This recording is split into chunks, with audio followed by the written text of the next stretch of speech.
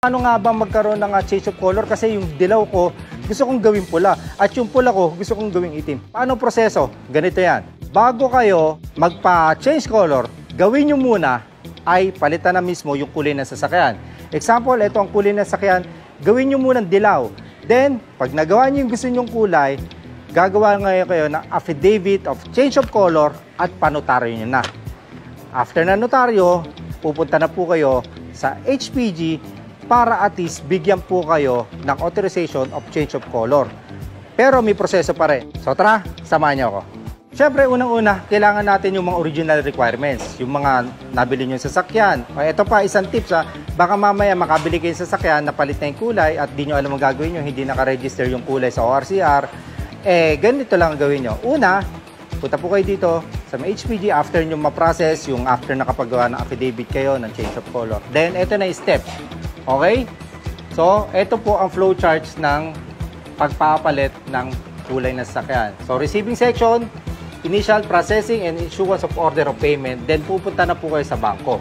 Merong ibibigay po sa inyo ang HPG kung saan yung po yung magiging payment nyo.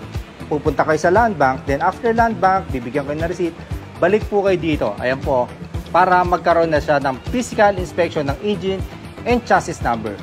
After nun, syempre kailangan ma-record na po ulit dito sa inyong mga sasakyan. Then, final na po. So, hingi tayo ng konting tips kay Sir sa mga gusto magpalit ng kulay. Tara. So, yun, kasama namin si Sir Gelado. Sir, yun nga Sir, na-explain ko na. Baka mamaya may kulang pa ako. Sabi ko sa kanila, mapalit na sila ng kulay muna ng sasakyan first. Tapos, gawa sila ng affidavit of change of color. Then, punta sa HPG. Then, payments na Sir. So, after nun Sir, records na po tayo Sir. After nun, lahat ng documents, original documents, ipipresent sa amin. Then, ang kukunin namin is all photocopy na. So, ang magiging basis natin is dapat makita namin physically sa sasakyan ay napalitan na siya ng kulay. Yun. So, ako po ang MB inspector dito sa Camp Crame. Ako po nagkakandak ng physical inspection. Kasama ko ang forensic group na si Staff Sergeant Bentanillo.